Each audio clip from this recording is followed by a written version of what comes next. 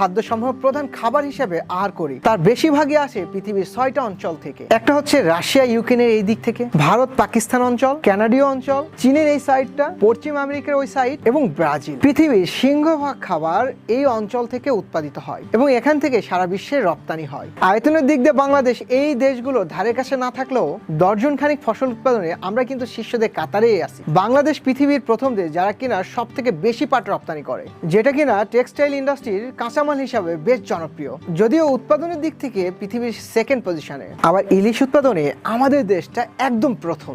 সবজি উৎপাদনের দিক থেকে বাংলাদেশের অবস্থান তৃতীয়। পৃথিবীর 4 বিলিয়নের বেশি মানুষ খাবার হিসাবে ভাত খেয়ে থাকে, অর্থাৎ মোট জনসংখ্যার প্রায় 50% যে ভাত আসে ধান থেকে। আমরা পৃথিবীর তৃতীয় বৃহত্তম দেশ যারা কিনা সব থেকে বেশি ধান উৎপাদন করি। ধান উৎপাদনে বাংলাদেশের অবস্থান তৃতীয়। তেমনি ভাবে আলু উৎপাদনে ষষ্ঠ, আম উৎপাদনে অষ্টম। এমন 22টি কৃষি পণ্য উৎপাদনে পুরো পৃথিবীতে বাংলাদেশের অবস্থান টপ 10 এর মধ্যে খুঁজে পাবেন। শুধুমাত্র ফসল উৎপাদন নয়, কৃষি গবেষণা তো বিশ্বব্যাপী বাংলাদেশে বেশ সুনাম রয়েছে।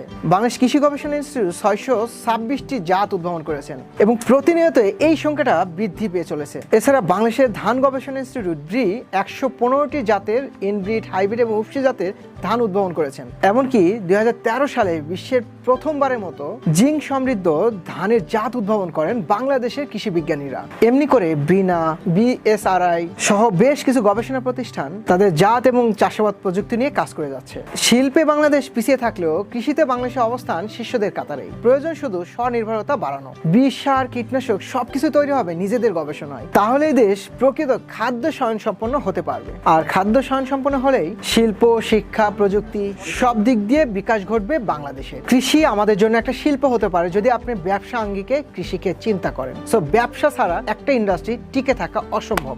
সো বাংলাদেশ এত এগিয়ে যাচ্ছে, এইটার বাইরে যে অনেক বেশি সম্ভাবনা প্রযুক্তি নির্ভর, এডুকেটেড বা শিক্ষিত মানুষদের ইনভলভমেন্ট, তাহলেই একটা কৃষি ইন্ডাস্ট্রি তৈরি হবে। কৃষি যদি দাঁড়িয়ে যায় তাহলে অন্যান্য ইন্ডাস্ট্রিগুলো কিন্তু দাঁড়িয়ে যাবে এবং অন্য ইন্ডাস্ট্রি দাঁড়িয়ে যাওয়া মানে পৃথিবীর বুকে মাথা উঁচু করে দাঁড়াবে বাংলাদেশ। এই কৃষি নিয়ে কাজ করছে এগ্রন গ্লোবাল লিমিটেড। যারা কৃষি নিয়ে কাজ করতে যাচ্ছেন তারা যুক্ত হতে পারেন এগ্রনের সাথে।